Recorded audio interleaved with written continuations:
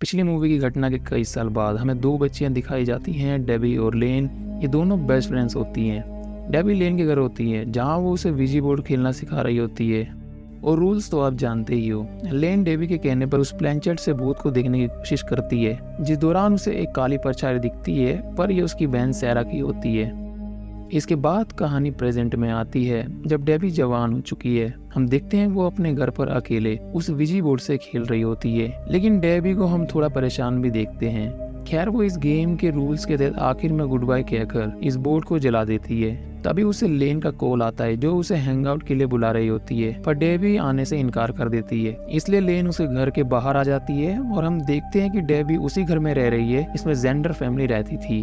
Debbie के आने पर लेन उससे ना आने की वजह पूछती है या डेबी उसे उसी विजी बोर्ड के बारे में बताती है जिसे उसने अकेले खेला, जिसके बाद से ही उसे अजीब लग रहा है। डेबी इससे ज्यादा उसे कुछ नहीं बताती क्योंकि लेन को भूत वगैरह पर यकीन नहीं है, इसलिए डेबी भी कुछ नहीं बताती और वो यहाँ से उसे भेज देती है।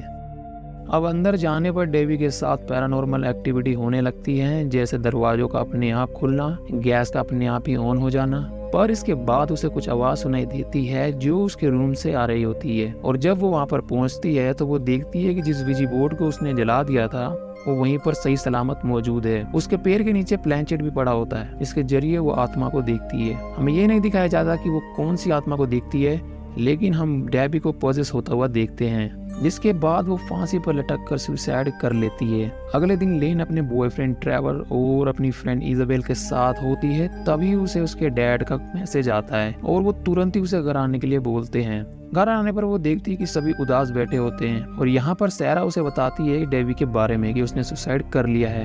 अब फ्यूनरल वाले दिन लेन और उसके सभी दोस्त डेबी के घर आते हैं, जिसमें डेबी का बॉयफ्रेंड पीट भी होता है। डेबी की मॉम जानती थी कि लेन उसके सबसे करीब थी, इसलिए वो इस घर की जिम्मेदारी उसे दे देती है क्योंकि इस घटना के बाद फिलहाल तो वो यहाँ पर रहना नहीं चाहती।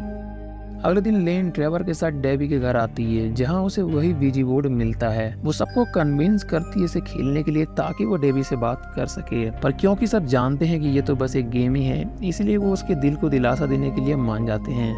अब रात को ये सभी डेबी के घर जाकर उसकी आत्मा से कांटेक्ट करते हैं, जिसके बाद रिप्लाई आता है हाय फ्रेंड, और ये वही सेम रिप्लाई है जो डोरिस को मार्कस से मिला था। इससे हम ये अंदाजा लगा सकते हैं कि यह मार्कस ही है, पर इनके द्वारा नाम पूछने पर प्लेनचेट डी पर रुकता है और ये लगता है कि ये डेबी है। अब सभी सवाल पूछने के बाद ये गुड बाय कहते हैं, पर जैसे ही प्लेनचेट गुड बाय पर आता है यहाँ लाइट चली जाती है, जिसके बाद यहाँ पर पैरानॉर्मल एक्टिविटी होने लगती है। वहीं पीट को एक मिरर में किसी बूढ़ी औरत का साया दिखता है, लेकिन जैसे ही वो उसके करीब जाता है कोई अनजान शक्ति उसे धक्का दे देती है। ये सब देख ये तुरंत ही यहाँ से चले जाते हैं, पर लेन घर आकर फिर उस विजी बोर्ड के पास बैठ जाती है। हालांकि हम उसे पूरी तरह इस गेम को खेलते हुए नहीं देखते। अब नेक्स्ट डे लेन की ग्रैंडमा को सफाई करते वक्त उसके रूम में ये बोर्ड दिखता है। वो समझ जाती है कि शायद लेन डेबी से कांटेक्ट करने की कोशिश कर रही है, इसलिए ग्रैंडमा लेन को वार्न करती है कि इन सब चीजों से दूर रहो। इसके बाद हमें दिखाया जाता है उस रात वाली घटना के बाद इन सब के पीछे कोई आत्मा पड़ी है, जिसे ट्रेवर को अंडरब्रिज में हाई फ्रेंड लिखा हुआ दिखता है। वहीं इजाबेल को अपनी कार पर, साथ ही उसे अपने कार के अंदर एक हाथ भी दिखता है। वहीं पीट को अपने डेस्क पर और लेन और सेरा को अपने लैपटॉप पर। इन सभी को लगता है कि डेबी इनसे कांटेक्ट करने की कोशिश कर रही है, इसलिए ये रात को फिर डेबी के घर जाकर उस विजी बोर्ड से उसे कांटेक्ट करते हैं। और इस बार इन्हें पता चलता है कि असल में इन्होंने डेबी से कभी कांटेक्ट किया ही नहीं था, बल्कि ये जिससे बात कर रहे हैं वो खुद को DZ बताती है, यानी कि डोरिस जेंडर। अब आप सोच रहे होंगे कि ये डोरिस है या फिर मार्कस, तो इसका जवाब मैं आखिर में दूंगा। अब लेन उस प्लेनचेट से डोरिस को देखती है और हम देखते हैं कि डोरिस वहीं पर होती है और वो इन्हें यहाँ से भागने के लिए कहती है। ये कहकर कि मदर आ रही है, यानी कि एलिस। लेन प्लेनचेट के जरिए एलिस को भी देखती है जो इन्हीं की तरफ आ रही है और उससे डर ये सभी यहाँ से भाग जाते हैं और फैसला करते हैं कि अब वो कभी भी किसी से कॉन्टेक्ट नहीं करेंगे और इस जगह वापस नहीं आएंगे। अब इस घटना के बाद लेन फिर डेबी की कुछ पुरानी वीडियोस को देख रही होती है, जिससे हमें एक चीज पता चलती है कि ये सब कब चालू हुआ। दरअसल इस वीडियो में दिखाया जाता है कि सफाई के दौरान एटिक में डेबी को इस घर के पुराने मालिक यानी कि जेंडर फैमिली का कुछ सामान मिलता है, जिसमें वो विजी बोर्ड भी होता है। जिसके बाद डेबी ने इस विजी बोर्ड का इस्तेमाल अकेले ही किया था और उसे भी जवाब में हाई फ्रेंड ही आया था और इसी के बाद से डेबी उदास रहने लगी, जिसके बाद उसने सुसाइड कर लिया। अब ये देख लेन को एक बात तो पता चल जाती है कि इनके साथ भी वही होने वाला है, जिसकी स्टार्टिंग इजाबेल से होती है, क्योंकि हम देखते हैं कि इजाबेल अपने वॉशरूम में होती है, जिस दौरान उसे शीशे में अपना मुंह सिला हुआ दिखता है। तभी उसकी आंखें सफेद हो जाती है और हम उसे हवा में लेविटेट होते हुए दिखते हैं, जिसके बाद वो अचानक ही गिर जाती है और सिंक से उसका सर टकरा जाता है, जिससे उसकी मौत हो जाती है। यहाँ इजाबेल की मौत ऐसे होती है जैसे कि उसने सुसाइड किया है। इजाबेल की मौत से सभी डर जाते हैं, क्योंकि वो जानते हैं कि उसने सुसाइड नहीं किया है, और ट्रेवर तो इनमें सबसे ज्यादा डरा होता है और वो इसका जिम्मेदार लेन को ठहराता है, क्योंकि अब इनकी भी बारी आएगी। और ये सब हुआ है लेन के कहने पर, क्योंकि उसी के कहने पर इन सभी ने उस गेम को खेला था।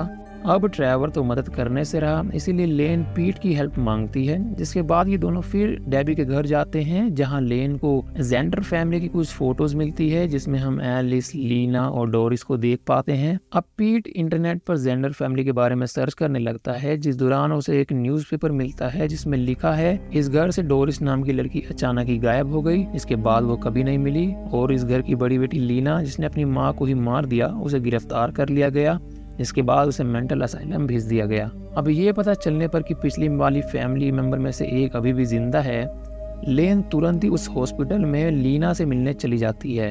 और यही पिछली मूवी का पोस्ट क्रेडिट सीन था, जहां लीना को नर्स आके बताती है कि कोई उससे मिलने आया है, जो खुद को उसकी नीस बताती है। पर जैसे वो पोस्ट क्रेडिट सीन लीना की स्माइल के साथ एंड हुआ था, हम तभी समझ गए थे कि कुछ न कुछ तो गड़बड़ होने वाली है, क्योंकि जब लेन उसे पूरी कहानी बताती है तो लीना उसे एक झूठी कहानी सुनाती है। वो बताती है कि उसकी मदर एलिस उनके डैड के गुजर जाने के बाद भूतों से कॉन्टेक्ट करने लगी, जिसके लिए उसने डोरिस का इस्तेमाल किया एज अ वेसल, पर इन शक्तियों ने उन्हें पागल कर दिया, जिसके बाद उन्होंने डोरिस का मुंह सील कर उसे मार दिया, और इसीलिए मुझे उन्हें रोकने के लिए मारना पड़ा, जिसके बाद ही मैं यहाँ पर पड़ी हूँ। यहाँ लीना एलिस को खतरा बताती है, इसलिए वो लेन को कहती है कि अगर वो खुद को और अपने दोस्तों को बचाना चाहती है तो उन्हें डोरिस की लाश को खोजना होगा और उसके सिले हुए मुंह को वापस खोलना होगा, क्योंकि वही है जो सिर्फ मदर को रोक सकती है, यानी कि एलिस को। हम देखते हैं कि लेन लीना की बात समझ जाती है और इसके बाद वो ट्रेवर, पीट, सैरा के साथ उस घर में जाती है, पर इन्हें रोकने के लिए एलिस की आत्मा ट्रेवर और पीट को अलग कर देती है। लेकिन लेन कैसे भी डोरिस की बॉडी को ढूंढ लेती है और वो उसको आजाद कर देती है, यानी कि उसके मुंह को वापस खोल देती है। इसके बाद डोरिस की आत्मा एलिस को यहाँ से भगा देती है। अब इन्हें लगने लगता है कि सब कुछ ठीक हो गया है, लेकिन हम पीट को देखते हैं जिसे डेबी की आत्मा अपने रूम में दिखती है, जो उसे पोजेस कर लेती है, और पीट का भी वही अंजाम होता है जो बाकियों का हुआ था। ट्रेवर पीट की खबर लेन को देता है और ये खबर सुन लेन लीना के पास जाती है, और यहाँ लेन को सच्चाई का पता चलता है कि लीना ने उससे झूठ बोला था। दरअसल एलिस की आत्मा इन्हें डोरिस से बचा रही थी और इन्हें उस बिजी बोर्ड से दूर रखने की कोशिश कर रही थी, वो भी शुरुआत से ही। ये सुनते ही लेन तुरंत ही अपनी ग्रैंडमा के पास जाती है और उनसे मदद मांगती है। ग्रैंडमा यहाँ एक कनेक्शन के बारे में बताती है जो कि बोर्ड और डोरिस की बॉडी से जुड़ा हुआ है, इसीलिए वो इन्हें कहती है कि इन्हें डोरिस की बॉडी को और उस बोर्ड को एक साथ खत्म करना होगा, ताकि उस दुनिया और इस दुनिया के बीच बना कनेक्शन टूट जाए। इस जानने के बाद लेन सैरा ट्रेवर के साथ डेबी के घर वापस जाती है, पर स्टार्टिंग में ही डोरिस की आत्मा ट्रेवर को मार देती है। अब लेन और सैरा ही बचते हैं, पर डोरिस सैरा को भी पकड़ लेती है, लेकिन इससे पहले कि वो उसे मारती, लेन उस बिजी बोर्ड से अकेले ही खेलने लगती है, जिससे डोरिस उसकी तरफ अट्रैक्ट हो जाती है और वो लेन को पोजेस कर लेती है। पर तभी यहाँ पर डेबी की आत्मा आकर लेन को बचा लेती है। उसी दौरान सैरा डोरिस की बॉडी को ढूंढ लेती है और वो उसकी बॉडी को फर्नेस में डाल देती है, जिसके बाद लेन भी उस बोर्ड को और प्लैंचेट को उसी फर्नेस में डाल देती है, जिससे डोरिस की आत्मा खत्म हो जाती है। लेकिन एंड में हम देखते हैं कि जब लेन अपने घर में होती है तो उसे अपने रूम में वही प्लैंचेट पड़ा हुआ दिखता है, जिसके थ्रू वो किसी को देखने की कोशिश करती है, और इसी के साथ ये फिल्म यहाँ पर एंड होती है। तो जैसा कि ग्रैंडमा ने बताया था कि इन्हें कनेक्शन को ब्रेक करना होगा जो बोर्ड और डोरिस की बॉडी से जुड़ा था।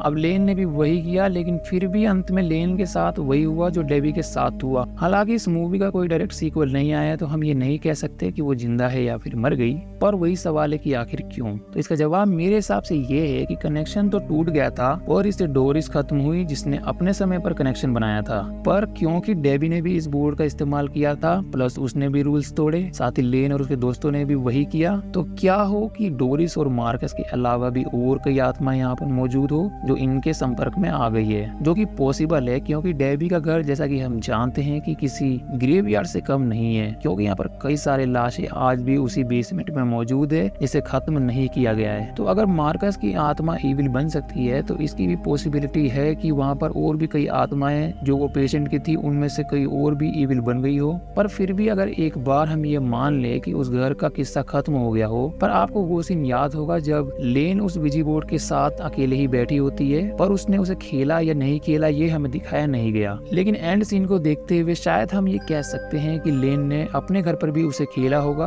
और ये करते ही उसने इस गेम का फर्स्ट रूल ब्रेक किया है, that is never play alone. तो शायद उसके आसपास कोई और आत्मा हो जो उसके कांटेक्ट में आ गई हो, या फिर ऐसा हो सकता है कि अभी भी ये उस घर से जुड़े हुए हों। पर क्योंकि इस मूवी का डायरेक्ट कोई सीक्वल नहीं है तो हम कुछ भी थ्योरीज बना सकते हैं। तो ये थी मेरी थ्योरी, और अगर आपके भी दिमाग में कुछ आ रहा हो तो आप शेयर कर सकते हैं। अब आते हैं कुछ इसके सवालों पर। इसमें पहला है कि उस रात डेबी लेन के साथ क्यों नहीं गई, क्योंकि अगर उसे सच में भूत परेशान कर रहे थे तो उसे लेन के साथ जाना चाहिए था। इसका जवाब ये हो सकता है कि जैसा कि डेबी जानती है कि लेन को इन सब पर भरोसा नहीं था और वही उसके सबसे करीब थी, वो जानती थी कि लेन को बताने पर वो भरोसा नहीं करेगी, इसलिए उसने लेन को ये सब नहीं बताया और उस रात नहीं गई कि शायद ये सब जो उसके साथ हो रहा हो मात्र एक कोइंसिडेंस हो। दूसरा सवाल कि इस फिल्म का असली विलेन कौन था, डोरिस या फिर मार्कस? तो इसका जवाब है शायद दोनों, क्योंकि हो सकता है डोरिस की आत्मा भी करप्ट हो गई हो जैसे कि मार्कस की हो गई थी, या फिर ये हो सकता है कि मार्कस डोरिस के रूप में ही सबको सता रहा हो। मेरा पर्सनली ये मानना है कि ये मार्कस ही था जो कि डोरिस की बॉडी में कैद हो गया था, क्योंकि लीना ने उसके मुंह को सिल दिया था। तीसरा सवाल कि लीना के साथ आखिर क्या हुआ था और उसने डोरिस की मदद क्यों की? अब इसकी भी दो पॉसिबिलिटी है, एक कि लीना या तो पागल हो गई थी या उसे भी पजेस्ट कर लिया था। मेरा मानना है कि वो पागल ही हो गई थी, पर जब उसने अपने खून से उस विजी बोर्ड को बनाया तब मार्कस की आत्मा ने डोरिस के रूप में उसे बहका दिया, इसलिए उसने वैसा किया। तो ये कुछ सवाल थे मेरे पास जिसका जवाब मैंने आपको दे दिया हो, लेकिन फिर भी कुछ रह गया हो तो आप पूछ सकते हो।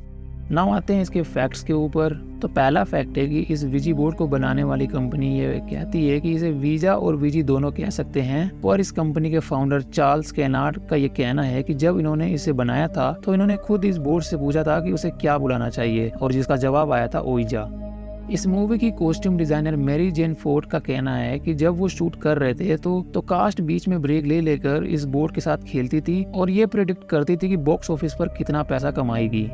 इस मूवी में जिस एक्ट्रेस ने लेन की छोटी बहन सैरा का रोल किया है वो रियल लाइफ में लेन का रोल करने वाली एक्ट्रेस ओलिविया कुक से 3 साल बड़ी है। तो दोस्तों ये थी विजी मूवी की कहानी। आई होप आपको दोनों पार्ट्स पसंद आए हों। काफी इंटरेस्टिंग मूवी थी और काफी अच्छी हॉरर मूवी मुझे लगी। पर आपको ये मूवी कैसी लगी ये कमेंट में जरूर बताना।